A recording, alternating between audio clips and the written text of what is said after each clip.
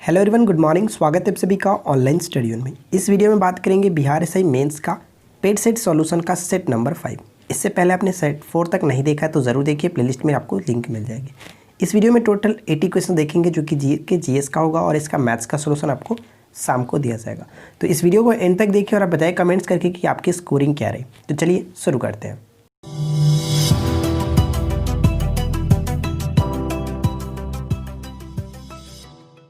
आज के इस वीडियो का फर्स्ट क्वेश्चन ये बनता है कि खदानों की कृषि सर्वप्रथम प्रारंभ हुई थी। खदानों की कृषि सर्वप्रथम प्रारंभ हुई थी किस काल में? सही आंसर है ऑप्शन ए, यानी कि नवपाषाण काल में। ठीक है, ध्यान रखेंगे। और आपको पता है कि कृषि का प्रथम उदाहरण कहाँ से मिला था? तो मेहरगढ़ से प्राप्त हुआ है। और ये मेहरगढ़ कहाँ पे पड़ता है? तो ध्यान रखेंगे, बलूचिस्तान में पड़ता है। ठीक है, पाकिस्तान के बलूचिस्तान जो प्रांत है वहीं पर पड़ता है, ध्यान रखिएगा। चलिए, सूची 1 को सूची 2 के साथ यहाँ पे सुमेलित करना है। तो दिया गया है आपको, देखिए मिलान कीजिए और बताइए कि सही आंसर क्या होगा, कौन किसके साथ सही तरीके से मैच करेगा। तो चलिए हम यहाँ पे मैच करते हैं। अगर बात करें अथर्ववेद, तो अथर्ववेद में औषधियों से संबंधित यहाँ पे मैच होगा 1 के 3 के साथ, क्योंकि आपको पता है कि अथर्ववेद में कई चीज़ों का वर्णन किया गया है, जैसे कि यहाँ पे औषधि से संबंधित, साप, वशीकरण, जादू टोना से वर्णन, ये सभी इसमें किया गया। तो फर्स्ट का 3 के साथ मैच होना चाहिए, या तो ऑप्शन ए होगा या फिर ऑप्शन डी होगा। अगर हम बात करें यहाँ पे ऋग्वेद, तो देखिए ऋग्वेद में क्या है? ऋग्वेद में जो कि ईश्वर की महिमा की बात की गई है, हम ये कह सकते हैं कि जैसे कि ईश्वर की महिमा से संबंधित ये बात हो जाती है कि ऋग्वेद के 3रे मंडल में सूर्य देवता से संबंधित है। उसी तरह से 9वें मंडल में बात करें तो सोम देवता से संबंधित। तो यहाँ पे कहीं ना कहीं ईश्वर से संबंधित बात कही जाती है। तो ऋग्वेद का संबंध ईश्वर से, बी का फर्स्ट के साथ। तो बी का फर्स्ट के साथ ऑप्शन ए, यानी करेक्ट आंसर हम ऑप्शन ए को टिक कर सकते हैं। ठीक है, सामवेद को आपको पता है, सामवेद जो है वो संगीत से संबंधित है। यहाँ पे आपका सी का डी का 4 हो जाएगा, कोई दिक्कत नहीं, काफ़ी अच्छा क्वेश्चन था, ध्यान रखिएगा। अगला प्रश्न बनता है कि किसने कन्नड़ शास्त्र की प्राचीनतम कृति कविराजमा की रचना की? कविराजमा की रचना किसने की? सही आंसर है ऑप्शन बी, अमोघ वर्ष। ऑप्शन बी को टिक करेंगे। अगला प्रश्न है कि दीवाने बदंगान की स्थापना किसने की थी? दीवाने बदंगान की स्थापना किसने की थी? सही आंसर क्या होगा? इसके बारे में लोगों ने ऑलरेडी 2-3 सेटों में देख चुका है। क्या है इसका सही आंसर? फिरोज शाह तुगलक। ठीक है, ध्यान रखिएगा। चलिए अगला प्रश्न देखिए, क्या है कि राग का टीला निम्नलिखित में से किस नवपाषाण कालिक स्थल से संबंधित है?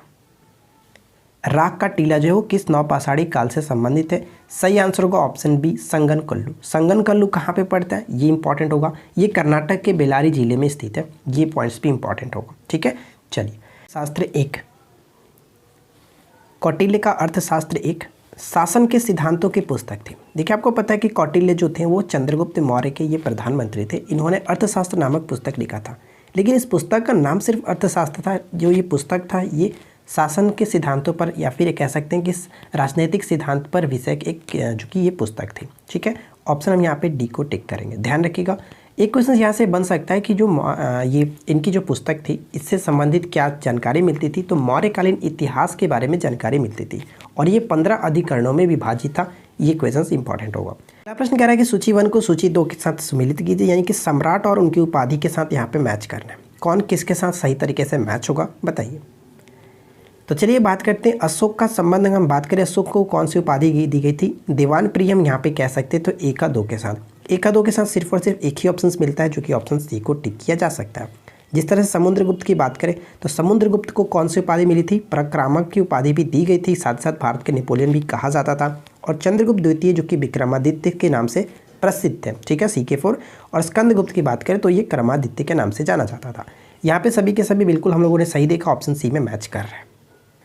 अगला प्रश्न बनता है कि सप्तपर्णी जो गुफा है वो कहाँ स्थित है? सप्तपर्णी गुफा कहाँ स्थित है? सही आंसर क्या होगा? Right answer will be option C, Rajgir में स्थित है। ठीक है, राजगीर कह सकते हैं, राजगीर में स्थित है। और ऐसा माना जाता है कि जो प्रथम बौद्ध संगीति का आयोजन हुआ था वह इसी स्थान पर हुआ था। ठीक है, चलिए क्वेश्चन 9 क्या कह रहा है कि भारत में सामाजिक भेदभाव की बढ़ती घटनाओं को रोकने के लिए इल्बर्ट बिल किसके द्वारा प्रस्तावित किया गया था? इल्बर्ट बिल जो प्रस्तावित किया गया था किसके द्वारा? तो लॉर्ड रिपन के द्वारा। ऑप्शन सी को टिक करेंगे। नेक्स्ट प्रश्न क्या बनता है कि भारत के उत्थान के लिए जन चेतना जगाने हेतु किसने लंदन में ईस्ट इंडिया एसोसिएशन की स्थापना की थी? लंदन में ईस्ट इंडिया एसोसिएशन की स्थापना किसने की थी? सही आंसर क्या? ऑप्शन ए बिल्कुल करेक्ट आंसर होगा, दादा भाई नौरोजी। ठीक है, 1866 में इन्होंने स्थापना की थी। भारतीयों और सेवानिवृत्त ब्रिटिश अधिकारियों के सहयोग से लंदन में ईस्ट इंडिया एसोसिएशन की स्थापना की थी। ठीक है, आगे बढ़ते हैं। अगला प्रश्न बनता है कि पार्किंस रोग किससे संबंधित है। जो पार्किंस रोग है वो किससे संबंधित है। इस क्वेश्चन का सही आंसर क्या होगा। करेक्ट आंसर है ऑप्शन डी यानी मस्तिष्क। मैं आपको बता दूं कि ये जो होता है पार्किंस रोग, ये मस्तिष्क में तंत्रिका कोशिका को नुकसान पहुंचाता है, जिसके कई सारे लक्षण यहाँ में देखने को मिलते हैं, जो कि यहाँ पे आप दिए गए हैं, उनको आप अच्छे से पढ़ सकते हैं। ठीक है, चलिए फिलहाल देखते हैं अगले प्रश्न को। अगला प्रश्न क्या कह रहा है कि कौन सा प्रोटीन उपकला कोशिकाओं को नुकसान से बचाता है। उपकला कोशिका का मतलब क्या होता है कि जो त्वचा कह सकते हैं, त्वचा में एपिडर्मिस जो है उसी को, ठीक है, उसी को कहते हैं उपकला कोशिका को नुकसान से बचाता है, और वो है केराटिन। ऑप्शन हम सी को टिक करेंगे, केराटिन। ठीक है, नेक्स्ट वन। अगला प्रश्न बनता है कि आँख का वह हिस्सा जो तंत्रिका संकेतों में किसी वस्तु की छवि के रूपांतरण के लिए जिम्मेदार होता है। तो करेक्ट आंसर क्या, right answer will be option A, retina. ठीक है, रेटिना। अच्छा, मनुष्य के आँख पर जो प्रतिबिंब बनता है किस उसकी प्रवृत्ति कैसी होती है। तो वास्तविक और उल्टा, ध्यान रखेंगे, वास्तविक और उल्टा। अगला प्रश्न, निम्नलिखित में से कौन सा आवृत्ति बीज जिसको एंजियोस्पर्म कहते हैं की एक विशेषता है। एंजियोस्पर्म की एक विशेषता कौन सी है। राइट आंसर होगा ऑप्शन बी, संचित बीज। ठीक है, और देखिए यहाँ पे अगर हम बात करें आवृत्त बीजी का अर्थ क्या होता है, ढका हुआ बीज। ठीक है, जो कि पादप जगत का सबसे बड़ा समूह इसको माना जाता है। Next one. अगला प्रश्न बनता है कि जब हम ठंडा या फिर भयभीत महसूस करते हैं तो हमारी त्वचा के रोंगटे खड़े करने के लिए कौन सी मांसपेशी जिम्मेदार होती है। या फिर हम ये कह सकते हैं कि रोंगटे खड़े करने वाली जो मांसपेशी है वो कौन सी, उसका नाम क्या है।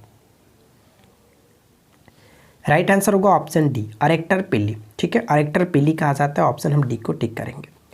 अगला प्रश्न क्या बनता है कि थक्का बनने की प्रक्रिया के कारण घाव से खून बहाना बंद हो जाता है, जिसे क्या कहते हैं। इसे कहते हैं कोगुलेशन। ऑप्शन हम ए को टिक करेंगे। कोगुलेशन का अर्थ होता है खून के थक्का जमना। ठीक है, ऑप्शन हम ए को टिक करेंगे। अगला प्रश्न बनता है कि हरे पौधे में प्रकाश संश्लेषण की इकाई क्या कहलाती है। हरे पौधे में प्रकाश संश्लेषण की इकाई क्या कहलाती है। Correct answer option B, quantasome कहते हैं। ठीक है, ऑप्शन बी को टिक करेंगे, क्वांटोसोम। नेक्स्ट है कि फोटोन के कण बनने की प्रकृति निम्नलिखित में से किस पर टिकी है। फोटोन के कण बनने की जो प्रकृति है वो किस पर टिकी हुई है।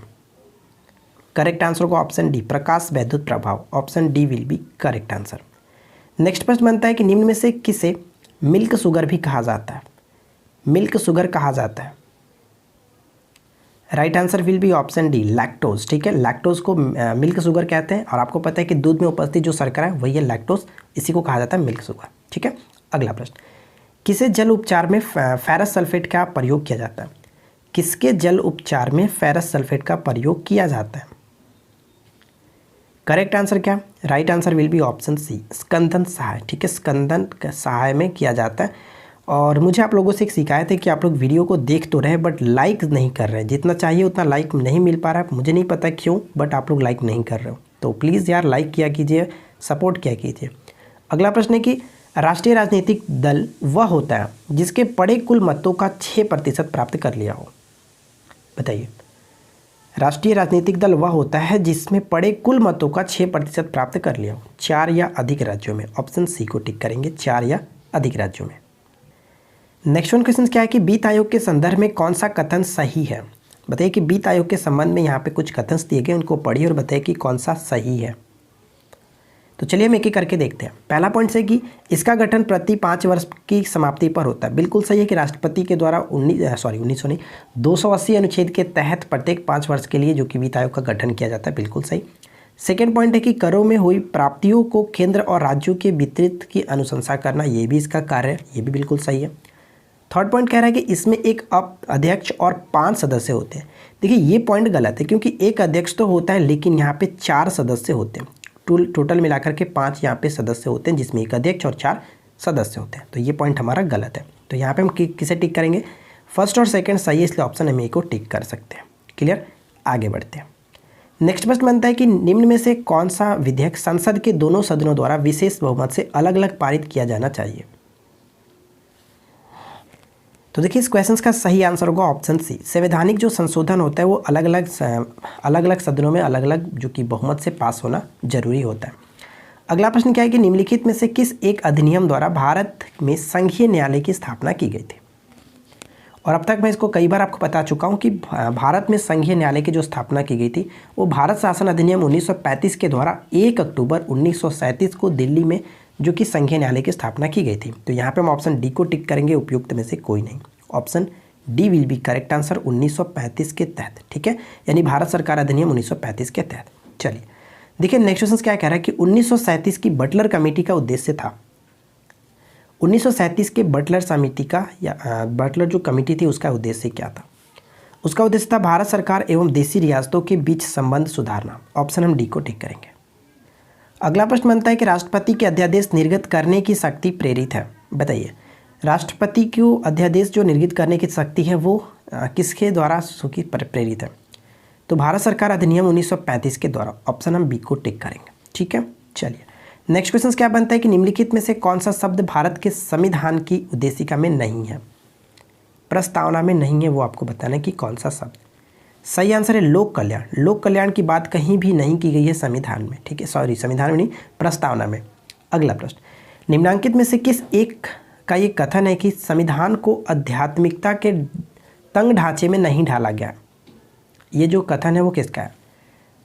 संविधान को संघात्मक के तंग ढांचे में नहीं ढाला गया, ये बात कही गई थी वी.आर. अम्बेडकर जी के द्वारा, ठीक है। नेक्स्ट वन, अगला प्रश्न बनता है कि भारत में राष्ट्रपति का चुनाव किया जाता है, और ये क्वेश्चन तो हम लोगों ने कल ही बात किया था इंडियन पॉलिटी का, जो मैं आपको राष्ट्रपति वाला एक अलग से टॉपिक दिया था, उसी में हम लोगों ने इसके बारे में अच्छे से क्वेश्चन को देखा था। तो देखिए भारत के राष्ट्रपति का चुनाव जो किया जाता है वो एकल संक्रमणीय मत प्रणाली द्वारा, जो कि इनका निर्वाचन गुप्त मतदान के द्वारा होता है। ऑप्शन बी को टिक करेंगे। नेक्स्ट प्रश्न बनता है कि भारतीय संविधान के किस अनुच्छेद के अंतर्गत भारत सरकार का दायित्व है कि वह बाह्य आक्रमण एवं आंतरिक अशांतियों से राज्यों की रक्षा करे? सही आंसर क्या है? रक्षा करे 355 के तहत। ऑप्शन हम ए को टिक करेंगे, 355, ठीक है। नेक्स्ट वन, यदि किसी देश में एक ही समय में अच्छी और बुरी मुद्रा का परिचालन हो तो बुरी मुद्रा में अच्छी मुद्रा को चलन से बाहर करने की प्रवृत्ति होती है। यह किसका नियम है? One of the most important questions, ध्यान रखिएगा। ये जो नियम है कह सकते हैं सर थॉमस ग्रेसम का। मुद्रा प्रचलन का नियम जो है वो ग्रेसम का ही नियम है, तो इस तरह से भी आप याद रख सकते हैं। निम्नलिखित में से कौन एक सुमेलित है? चारों विकल्प को अच्छे से पढ़िए और उसके बाद बताइए कि कौन सा एक सही सुमेलित है। तो चलिए हम एक एक करके देख लेते हैं इस क्वेश्चन का सही आंसर क्या होगा। यहाँ पे जो सही आंसर है ऑप्शन हम डी को टिक करेंगे, ठीक है। चतुर्थ आंग्ल मैसूर युद्ध में टीपू पराजित किया गया और युद्ध के मध्य जो है कि दिवंगत हुआ, यानी कि वो मृत्यु को प्राप्त हुआ। इसमें हम कह सकते हैं ऑप्शन हमारा डी सही है। देखिए हुआ क्या था, एक हम कह सकते हैं कि चतुर्थ मैसूर युद्ध में जो कि बेलिजली और टीपू सुल्तान के मध्य 1799 में लड़ा गया था, जिसमें टीपू की पराजय हुई थी और श्रीरंगपट्टनम के दुर्ग पर लड़ता हुआ वो मारा भी गया था, ठीक है, ये ध्यान रखेंगे। अगर बात करें कि बाकी ऑप्शंस गलत क्यों हैं तो चलिए उसके बारे में देख लेते हैं। देखिए पहले अगर पॉइंट्स की बात करें तो इसमें कह रहा है कि हैदर अली की मृत्यु हुई थी, तो अंग्रेजों और हैदर अली के मध्य तो ये हुआ था, जिसमें हैदर अली के शर्तों पर अंग्रेजों को विवश होकर क्या करना पड़ा कि मद्रास की संधि करनी पड़ी। तो यहाँ पे कुल मिलाकर देखें तो हैदर अली की पराजय नहीं हुई थी, तो ये पॉइंट तो गलत हो जाता है। दूसरा पॉइंट कह रहे हैं कि द्वितीय आंग्ल मैसूर युद्ध, इसमें है कि हैदर अली ने अंग्रेजों को हराया। देखिए अब बात करते हैं यहाँ पे क्या, तो ये गलत इसलिए हो जाता है क्योंकि 1780 से 84 के मध्य जो ये हुआ था द्वितीय आंग्ल मैसूर युद्ध, इसमें क्या हुआ था कि एक पोर्टो नोवा का युद्ध हुआ था जिसमें हैदर अली की पराजय हुई थी और वो मारा भी गया था, ठीक है। तो ये भी जस्ट इसका अपोजिट उल्टा कह रहा है। थर्ड पॉइंट में क्या कह रहा है कि तृतीय आंग्ल मैसूर युद्ध, देखिए इसमें क्या हुआ था कि टीपू सुल्तान युद्ध जीता और अपना भूभाग अंग्रेजों को नहीं दिया। ये पॉइंट भी गलत है, क्यों? क्योंकि इसमें क्या हुआ था कि जो गवर्नर थे कर्नवालिस और मराठा साथ ही साथ निजाम की सेना ने टीपू को श्रीरंगपट्टनम के दुर्ग में घेर लिया था, ठीक है, घेर लिया था, जो कि ये पॉइंट तो सीधा सीधा गलत हो जाता है। तो कुल मिलाकर देखें तो ऑप्शन हमारा डी यहाँ पे सही है। अगला प्रश्न बनता है कि असम में सर्वप्रथम चाय कंपनी की स्थापना कब हुई थी? असम में सर्वप्रथम चाय कंपनी की स्थापना 1839 में की गई थी। ऑप्शन हम यहाँ पे सी को टिक करेंगे। नेक्स्ट बनता है कि 1756 में फुल्टा शब्द किस संदर्भ में आया था? बताइए कि फुल्टा जो शब्द था वो किसके संदर्भ में आया था? तो इस क्वेश्चन का सही आंसर क्या होगा? फुल्टा जो शब्द था एक टापू का नाम था, ठीक है, फुल्टा जो शब्द है वो टापू का नाम था कह सकते हैं, और ये जो कि कोलकाता के दक्षिण में हुगली नदी पर अवस्थित था। एक्चुअली हम कह सकते हैं कि 1756 में हुआ क्या था, तो 1756 में जब बंगाल के नवाब सिराजुद्दौला ने कोलकाता पर आक्रमण किया था तो उस वक्त जो कि फुल्टा द्वीप पर ही भाग करके अंग्रेजों ने जान बचाई थी, ठीक है, ध्यान रखेंगे। चलिए अगला प्रश्न बनता है कि बिहार के शासक राजा राम नारायण का दमन करने के लिए क्लाइव और मीर जाफर ने किसकी अध्यक्षता में एक सेना को भेजी थी? करेक्ट आंसर ऑप्शन ए यानी कि मेजर कोट, ठीक है, मेजर कोट की अध्यक्षता में। नेक्स्ट वन है कि 1935 के भारत सरकार का अधिनियम किस निर्णय से संबंधित है। यहाँ पे बताइए कि किस निर्णय से वो संबंधित है। प्रांतीय स्वायत्तता से संबंधित है, ऑप्शन हम सी को टिक करेंगे। नेक्स्ट प्रश्न क्या बनते हैं कि फूट डालो और राज करो की नीति किसने अपनाई थी। फूट डालो और राज करो की नीति जो है वो किसने अपनाई थी। इस क्वेश्चन का सही answer option C, Lord Curzon. ठीक है, लॉर्ड कर्जन। अगला प्रश्न क्या बनता है कि केंद्र सरकार द्वारा नई वन नीति की घोषणा किस वर्ष की गई थी। केंद्र सरकार द्वारा नई वन नीति की घोषणा किस वर्ष में की गई थी। तो करेक्ट आंसर क्या, 1988, ऑप्शन सी को टिक करेंगे, 1988। इसका मुख्य उद्देश्य क्या था कि पर्यावरण का पारिस्थितिकी संतुलन का स्थिरता और रख रखाव जो कि सुनिश्चित करना, ध्यान रखेंगे। ठीक है। अच्छा, 2-3 क्वेश्चन वन से संबंधित और भी पूछा जा सकता है। जैसे पहला पॉइंट कि भारतीय वन अधिनियम कब हुआ था। तो भारतीय वन अधिनियम 1927 में, वन संरक्षण अधिनियम 1980 में और वन अधिकार अधिनियम 2006 में। तो ये 3 पॉइंट्स है जो कि याद रखना है। नेक्स्ट वन क्या कह रहा है कि किस राज्य ने हाल ही में जो कि फ्लिपकार्ट के साथ मिलकर के वन डिस्ट्रिक्ट वन प्रोडक्ट योजना लॉन्च की है। किस राज्य ने फ्लिपकार्ट के साथ मिलकर के वन डिस्ट्रिक्ट वन प्रोडक्ट योजना लॉन्च की, और वो राज्य है उत्तर प्रदेश। ऑप्शन हम सी को टिक करेंगे। नेक्स्ट क्वेश्चन क्या कह रहा है कि किस भारतीय को ग्लोबल ह्यूमैनिटेरियन अवार्ड 2020 से सम्मानित किया गया। किस भारतीय को ग्लोबल ह्यूमैनिटेरियन अवार्ड 2020 से सम्मानित किया गया। करेक्ट आंसर होगा option D, Sachin Awasthi. Option D बिल्कुल सही आंसर हो जाता है। नेक्स्ट वन क्या कह रहा है कि उत्तर भारत की अर्थव्यवस्था का मेरुदंड किस नदी को कहा जाता है। उत्तर भारत की अर्थव्यवस्था का मेरुदंड जो है वो किस नदी को कहा जाता है। करेक्ट आंसर होगा ऑप्शन बी, गंगा नदी को। ठीक है, option B will be correct answer. Next question क्या कह रहा है कि पृथ्वी के उत्तरी ध्रुव एवं दक्षिणी ध्रुव को मिलाने वाली जो रेखा होती है उस क्या कहलाती है। नॉर्थ पोल को साउथ पोल से जोड़ने वाली जो लाइन खींची गई है ग्लोब पर, क्या कह सकते हैं उनको कहा जाता है देशांतर रेखा। ठीक है, इनकी संख्या कितनी बताई जाती है। इनकी संख्या 360। ठीक है, इनकी संख्या टोटल 360 बताई जाती है। चलिए आगे बढ़ते हैं। निम्नलिखित में से कौन सी स्थानीय पवन मध्य यूरोप के पर्वतीय क्षेत्र से यूगोस्लाविया के एड्रियाटिक तट की ओर प्रवाहित होती है। तो देखिए इस क्वेश्चन का सही आंसर क्या है। राइट आंसर होगा ऑप्शन सी, बोरा। ठीक है, अब देखिए मिस्ट्रल के बारे में मैंने आपको ऑलरेडी बताया था। मिस्ट्रल जो है वो क्या है, मिस्ट्रल स्पेन और फ्रांस में बहने वाली हवाएं है। फॉन क्या है, तो फॉन कह सकते हैं स्विट्जरलैंड। और अगर बुरान की बात करें तो बुरान जो होता है वो रूस में बहने वाली एक हवा है। ठीक है, तो ये सभी चीज़ें आपको याद रखनी है। नेक्स्ट वन क्वेश्चन में क्या कह रहा है, थोड़ा सा ध्यान देंगे। देखिए क्वेश्चन नंबर 44 ये कह रहा है कि सूची 1 को सूची 2 के साथ सुमेलित करना है। यहाँ पे दी गई हैं और आप इनको मैच करके बताइए कि कौन सा किसके साथ मैच करेगा। तो विली विली जो होती है वो ऑस्ट्रेलिया से संबंधित है।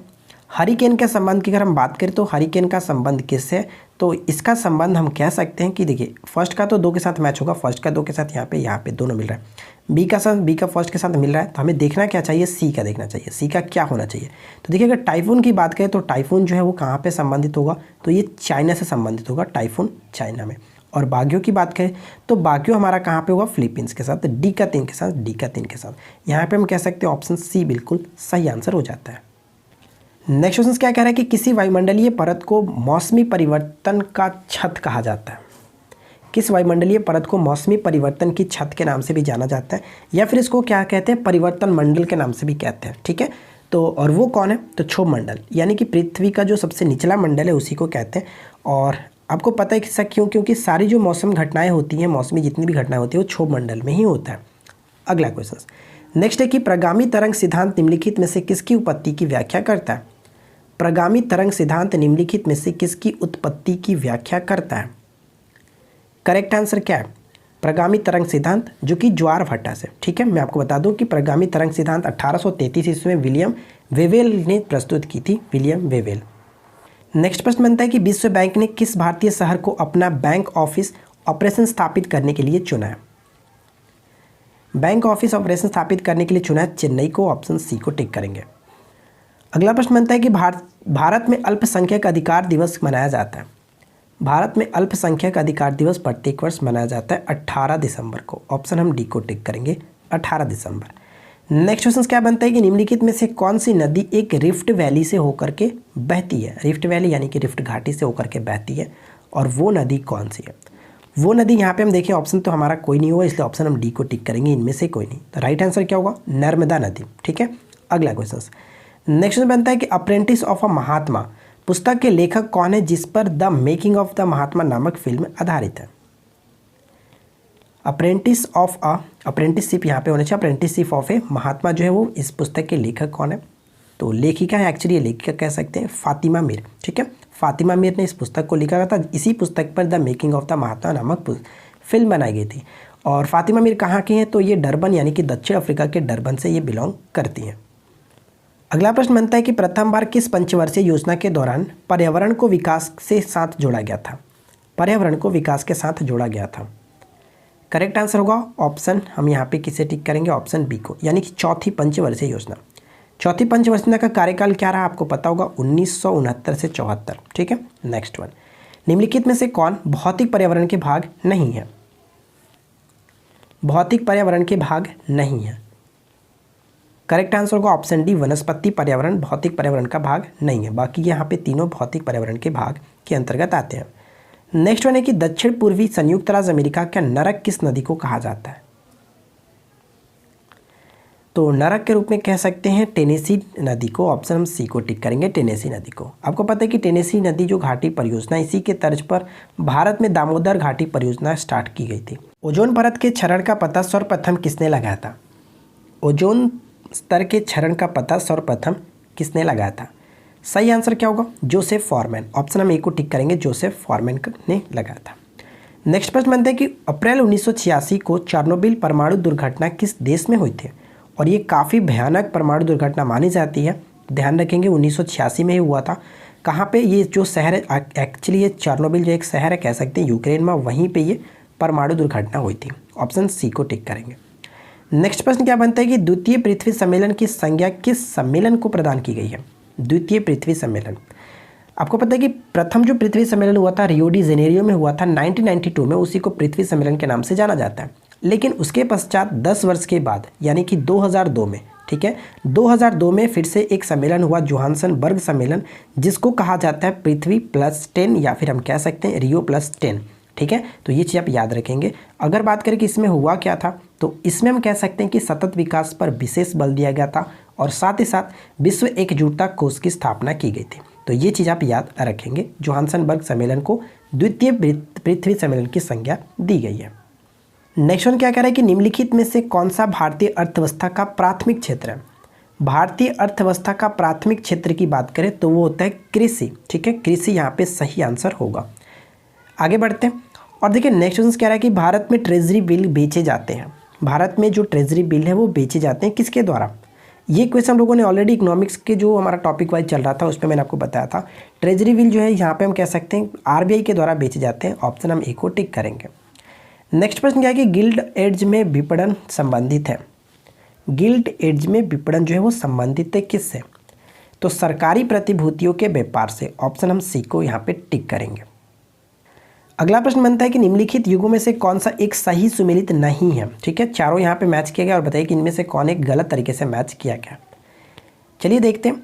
यहाँ पे जो गलत किया गया वो सिंगापुर। सिंगापुर का क्या होता है? सिंगापुर के स्टॉक एक्सचेंज की बात करें तो उसका नाम क्या है? सीमेक्स कह सकते हैं। एक और होता है स्टेटस टाइम्स। ठीक है, यहाँ पे क्योंकि ये गलत तरीके से मैच किया गया, लेकिन बाकी में कोई दिक्कत नहीं, आप इनको अच्छे से याद रखिएगा। डेफिनेटली यहाँ से क्वेश्चन पूछे जाते हैं। अगला प्रश्न क्या कह रहा है कि मुद्रास्फीति की दरें किस सूचकांक पर आधारित होती है? मुद्रास्फीति की जो दरें होती है किस पर आधारित होती है, किस सूचकांक पर आधारित होती है? तो करेक्ट आंसर क्या होगा? ऑप्शन बी, थोक मूल्य सूचकांक। ऑप्शन बी को यहाँ पे टिक करेंगे। नेक्स्ट प्रश्न बनता है कि भारत का प्रथम निर्यातक उपयोगीकरण क्षेत्र, ठीक है, का सृजन हुआ था कहाँ पर? देखिए इसको आप पहले थोड़ा सा समझ लीजिए। मैं आपको बता दूं कि 1 अप्रैल 2020 से निर्यात आयात नीति जो कि कह सकते हैं कि उसके तहत विशेष आर्थिक जोन यानी कि SEZ स्पेशल इकोनॉमिक जोन जो होता है, इसको हमेशा पेपर में पूछा जाता है, इसका full form special economic zone की स्टार्टिंग की गई थी, यानी कि योजना आरंभ की गई थी 1 अप्रैल 2020 से। उसके बाद क्या हुआ था कि इस योजना के तहत 1 नवंबर 2000 को कांडला, सांता क्रूज, कोचीन और सूरत को निर्यात प्रसंस्करण क्षेत्र जिसको हम कह सकते हैं EPZ या फिर निर्यात उपयोगीकरण क्षेत्र जिसको इंग्लिश में कह सकते हैं EPZ का मतलब एक्सपोर्ट प्रोसेसिंग जोन्स, ठीक है, इसको जो कि एक विशेष आर्थिक क्षेत्र के रूप में रूपांतरित कर दिया गया था। तो ये पॉइंट बहुत इंपॉर्टेंट है, याद रखेंगे। अगर हम बात करें कि भारत का प्रथम निर्यातक उपयोगीकरण क्षेत्र कौन सा था, तो वो था हमारा कांडला। जैसे मैंने आपको बताया कांडला, सांता क्रूज, कोच्चि और सूरत। तो ये चीज़ आप याद रखेंगे। फर्स्ट जो था वो कांडला था। ऑप्शन हम ई को टिक करेंगे। आगे बढ़ते हैं। नेक्स्ट क्वेश्चन क्या है? तारापुर समिति निम्नलिखित में से किस एक से संबंधित थी? देखिए तारापुर समिति का संबंध जो था वो किससे था? पूंजी लेखा संपरिवर्तनीयता से। ऑप्शन हम सी को टिक करेंगे। ठीक है, अगला प्रश्न नेक्स्ट है कि इंद्रावती बांध निम्नलिखित में से किस राज्य में स्थित है? इंद्रावती बांध, देखिए इंद्रावती बांध और इंद्रावती बाघ अभयारण्य दोनों अलग अलग मतलब जगह में पड़ जाती है, कन्फ्यूज़न लोग कर जाते हैं। देखिए इंद्रावती वन्यजीव अभयारण्य कह सकते हैं, इंद्रावती बाघ जो अभयारण्य है वो छत्तीसगढ़ में पड़ता है, लेकिन इंद्रावती जो बांध है वो गोदावरी की सहायक नदी है और ये उड़ीसा में जो कि पड़ता है। यानी हम ऑप्शन हम यहाँ पे डी करेंगे, डी को टिक करेंगे, उड़ीसा में स्थित है इंद्रावती बांध। ठीक है ना। चलिए, एराविकुलम राष्ट्रीय उद्यान निम्नलिखित में से किस भारतीय राज्य या फिर केंद्र शासित प्रदेश में स्थित है? एराविकुलम राष्ट्रीय उद्यान, इस क्वेश्चन का सही आंसर क्या होगा? ऑप्शन डी, यानी कि केरल में स्थित है एराविकुलम राष्ट्रीय उद्यान। नेक्स्ट बनता है कि तेराताली लोक नृत्य का संबंध किस राज्य से? तेराताली लोक नृत्य का संबंध किस राज्य से? इस क्वेश्चन का सही आंसर क्या? ऑप्शन हम यहाँ पे किसे टिक करेंगे? जो कि तेराताली राजस्थान से संबंधित है। ऑप्शन बी बिल्कुल सही आंसर हो जाता है। अगला क्वेश्चन क्या कह रहा है कि टंगस्टन उत्पादन के लिए प्रसिद्ध डोगाना खान किस राज्य में स्थित है? टंगस्टन उत्पादन के लिए जो प्रसिद्ध डोगाना खान है ये राजस्थान में पड़ता है। ऑप्शन हम डी को टिक करेंगे, Rajasthan will be correct answer.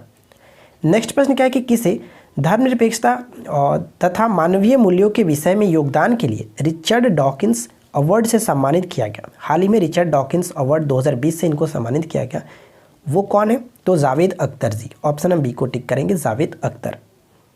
Next question बनता है कि ईज ऑफ लिविंग इंडेक्स कौन जारी करता है? ईज ऑफ लिविंग इंडेक्स जो है वो कौन जारी करता है? ये जारी किया जाता है, कह सकते हैं कि आवास और शहरी मामलों के मंत्रालय के द्वारा। ऑप्शन ए को टिक करेंगे। नेक्स्ट प्रश्न बनता है कि अधिकारों का आधार उपयोगिता अथवा लोक कल्याण है, इस धारणा का समर्थन किसने किया था? या फिर इस धारणा के समर्थक कौन है? अधिकारों का आधार उपयोगिता अथवा लोक कल्याण है, ये बात कही गई थी। धारणा जो थी वो लॉस की थी। ऑप्शन ए को टिक करेंगे, लॉस की। ठीक है, नेक्स्ट वन। अगला प्रश्न है कि सत्यमंगलम बाघ अभयारण्य किस राज्य में स्थित है? सत्यमंगलम बाघ अभयारण्य किस राज्य में स्थित है? सही आंसर क्या? करेक्ट आंसर होगा ऑप्शन डी, तमिलनाडु। ठीक है, मैं आपको बता दूं कि तमिलनाडु के ये ईरोड जिले में स्थित होता है और ये तमिलनाडु का चौथा जो कि टाइगर रिजर्व है। अगला प्रश्न है कि पेरियार गेम अभयारण्य जो है प्रसिद्ध है। पेरियार गेम अभयारण्य प्रसिद्ध है, किसके लिए प्रसिद्ध है? तो पेरियार सबको पता है कि पेरियार जो नदी है वो केरल में बहती है, यानी कि केरल में ये स्थित होगा पेरियार गेम अभयारण्य। और ये जो है वो जंगली हाथियों के लिए प्रसिद्ध है। ऑप्शन डी को टिक करेंगे। अगला प्रश्न बनता है कि निम्नलिखित युगों पर विचार कीजिए। फर्स्ट सेकंड थर्ड पॉइंट्स दिए गए और उसके बाद बताइए कि उपरोक्त युगों में से कौन सही है, जो कौन सा युग में जो वो सही है। चलिए एक करके देखते हैं। अगर हम बात करें यहाँ पे रिवाल्सर झील जो है वो हिमाचल प्रदेश में बिल्कुल सही है। नक्की झील जो पड़ता है वो राजस्थान में पड़ता है, यहाँ पे ये पॉइंट गलत होगा। रेणुका झील कहाँ पे पड़ता है? ये उत्तराखंड में, ये भी गलत है, ये भी आपका हिमाचल प्रदेश में ही पड़ता है, तो ये पॉइंट भी याद रखेंगे। तो यहाँ पे सिर्फ और सिर्फ एक सही है, इसलिए केवल हम एक को टिक करेंगे। नेक्स्ट प्रश्न क्या बनता है कि नदियों तथा सहायक नदियों का निम्नलिखित में से कौन सा युग में सही सुमेलित नहीं है? तो बताइए कि कौन सही सुमेलित नहीं है। देखिए यहाँ पे जो सही सुमेलित नहीं है, ऊपर में तो मैंने आपको बताया था कि गोदावरी नदी की सहायक नदी होती है इंद्रावती, इसमें कोई दिक्कत नहीं। कृष्णा की भीमा यहाँ पे सही है, और सुक्री जो नदी है या लूनी की, ये भी सही है। लेकिन यहाँ पे बात करें ऑप्शन बी जो कि गलत किया गया। पेनगंगा जो है वो दक्षिण में प्रवाहित होने वाली एक नदी है, दक्षिण में बहने वाली एक नदी है जो कि गोदावरी की सहायक नदी है। और पेनगंगा का प्राचीन नाम क्या होता है? तो प्राचीन साहित्य में इसको जो कि कहा गया है पेनगंगा को प्रेविड़ा नदी। ठीक है, प्रवेड़ी नदी, सॉरी प्रवेड़ी नदी, हाँ प्रवेड़ी नदी कहा गया। तो ये पॉइंट्स याद रखेंगे। चलिए नेक्स्ट क्वेश्चन क्या कहता है कि भारत में उत्तरी मैदानों में शीतकाल में वर्षा होती है। भारत के उत्तरी मैदानों में शीतकाल में वर्षा होती है, किस कारण से? तो करेक्ट आंसर क्या होगा? पश्चिमी विक्षोभ से। ऑप्शन ए को टिक करेंगे, पश्चिमी विक्षोभ से। नेक्स्ट वन है कि बद्रीनाथ अवस्थित है। बद्रीनाथ जो है वो अवस्थित है, क्या होगा सही आंसर? इस क्वेश्चन का सही आंसर है कि बद्रीनाथ जो अवस्थित है वो कुमाऊं हिमालय में अवस्थित है। ठीक है, कुमाऊं हिमालय में। और कुमाऊं हिमालय किनके बीच अवस्थित होता है? तो सतलज और काली नदी के बीच। ठीक है, आगे नेक्स्ट है कि भारत में अंत्योदय दिवस किस दिन मनाया जाता है? भारत में अंत्योदय दिवस जो है वो किस दिन मनाया जाता है? इस क्वेश्चन का सही आंसर क्या होगा? अंत्योदय दिवस भारत में 25 सितंबर को मनाया जाता है। अब आपके लिए छोटे से क्वेश्चन पूछता हूँ, नीचे कमेंट्स करके बताइए कि 25 सितंबर को और किसकी जयंती मनाई जाती है। ठीक है, चलिए नेक्स्ट क्वेश्चन क्या है कि कर्म का सिद्धांत संबंधित है। कर्म का सिद्धांत संबंधित है, इस क्वेश्चन का राइट आंसर होगा मीमांसा से। ठीक है, मीमांसा से, ऑप्शन बी सही आंसर है। नेक्स्ट है कि 1857 की क्रांति के समय ब्रिटेन के प्रधानमंत्री कौन थे। ये क्वेश्चन बहुत बार पूछा गया कि 1857 के समय ब्रिटेन के प्रधानमंत्री कौन थे, तो लॉर्ड पामर्स्टन। ऑप्शन डी को टिक करेंगे, लॉर्ड पामर्स्टन। ठीक है, नेक्स्ट वन, आज़ादी के समय तो आपको पता ही है क्लीमेंट एटली थे। नेक्स्ट वन, 19वीं शताब्दी में किस देश का भारत की ओर विस्तार का डर एंग्लो अफगान संबंधों का आधार था। इस क्वेश्चन का राइट आंसर जानने से पहले आपसे छोटी सी रिक्वेस्ट करूंगा कि अगर आपने इस वीडियो को अभी तक लाइक नहीं किया है तो बस प्लीज़ वीडियो को लाइक ज़रूर कर दीजिए और अपने दोस्तों के साथ ग्रुप में शेयर किया कीजिए। मान के चलते हैं कि आपने पेड सेट को नहीं लिया था, लेकिन आप चाहो तो रिवीजन कर सकते हो। जो भी क्वेश्चन यहाँ पे दिए जा रहे हैं अच्छे अच्छे क्वेश्चन से, आप इनको अच्छे से याद रखिए। ठीक है, तो बस इस क्वेश्चन का राइट आंसर जो कि रूस होगा, option D will be correct answer. Video अच्छी लगी तो लाइक कीजिए, दोस्तों के साथ शेयर कीजिए। चैनल पे पहली बार आए तो चैनल को सब्सक्राइब करके नोटिफिकेशन बिल को ऑन कर लीजिए, क्योंकि आपको यहाँ पे इसी तरह की रोजाना न्यू वीडियोस मिलती रहती है। मिलते हैं नेक्स्ट वीडियो में किसी नए टॉपिक के साथ। Thanks for watching, keep watching, keep learning, have a good day.